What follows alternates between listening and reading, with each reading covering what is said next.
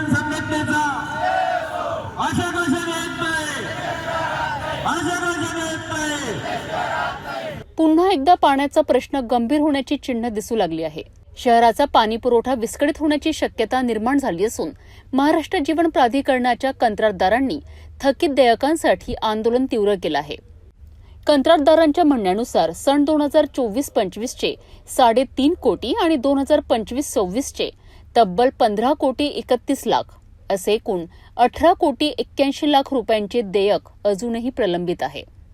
या मागणीकरिता 6 मे पासून मजिप्रा कार्यालयासमोर ठिय्या आंदोलन सुरू आहे आणि आता आंदोलनाच्या 7व्या दिवशी आंदोलकांनी पाने जमा आंदोलन करत प्रशासनाचा निषेध नोंदवलाय। कंत्राटदाराचा आरोप आहे की देयके रखडल्यामुळे कामगारांचे वेतन देणे, साहित्य खरेदी करणे आणि पाणी पुरवठा यंत्रणेची देखभाल करणे कठीण बनले आहे। विशेष म्हणजे देयके तातडीने न मिळाल्यास पाणी पुरवठा बंद करण्याचा इशाराही कंत्राटदारांनी दिला आहे। यामुळे शहरवासियांमध्ये चिंतेचे वातावरण निर्माण झाले आहे। दरम्यान मजिप्रा अधिकाऱ्यांनी आंदोलकांसोबत चर्चा सुरू असल्याचे सांगितले आहे।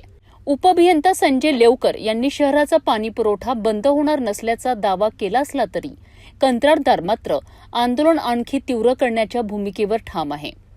आता प्रशासन आणि कंत्राटदार यांच्यातील हा वाद कधी मिटतो आणि अमरावतीकरांना पाण्याचा फटका बसतो का, याकडे संपूर्ण शहराचं लक्ष लागलं आहे।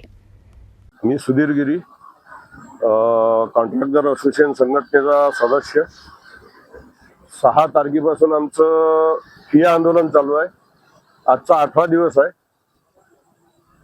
तर 8 दिवसात अद्यापपर्यंत आम्हाला ठोस असं काही आश्वासन मिळालं नाही आणि आम्ही त्यांना पत्र दिलं होतं की 14 तारखेला रात्रीपासून माझी पाणी पुरवठा बंद नाही करणार आम्ही। आमचे जे लेबर आहेत कामावर, वालमन म्हणा, मीटर रीडर म्हणा, यांच्या कार्यालयात जे कर्मचारी आहेत कॉन्ट्रॅक्ट बेसवर, ते आम्ही सर्व उद्यापासून काढून घेणार आहे। उद्यापासून काढून घेऊन आमच्या या आंदोलनात त्यांना सहभागी करणार आहे। कारण आमच्याजवळ आता त्यांना पेमेंट द्यायसाठी काहीच पर्याय उरलेला नाही आहे। आम्ही सर्व बँका, बचत गट, होणार हे ते सगळं करून आता चुकलो। आता आमच्याजवळ आमची ताकदच राहिली नाही त्यांच्या पेमेंटची। आणि त्यांनी पण आम्हाला अल्टिमेट दिलाय मजुरांनी की 14 तारखेपर्यंत जर आम्हाला पेमेंट भेटलं नाही तर आम्ही 14 तारखेपासून तुमच्या कामावर येणार नाही। याचा परिणाम काय पडणार शहरावर? आता परिणाम जो म्हणून ते महाराष्ट्र जीवन प्राधिकरण भोगल। आम्ही जनतेला विनंती करतो की आमच्याजवळ पैसा नसल्यामुळे आम्ही पाणी पुरवठा, लेबर कोणतंच काम करू शकत नाही। शेवटी पैशानच होती ना कोणती गोष्ट। आम्ही आतापर्यंत म्हणजे 1 वर्षापासून आम्हाला 1 रुपया दिला नाही महाराष्ट्र जीवन प्राधिकरणानं। आम्ही 1 वर्षापासून सतत चालवत येऊन राहिलो या स्कीमा।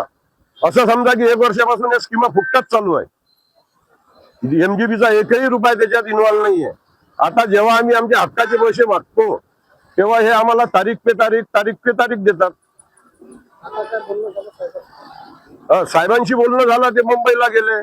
तिथे त्यांच्या फाईलवर काय त्यांच्या ते काही सह्या नाही होऊन राहिल्या, काही नाही काय होणार आहे?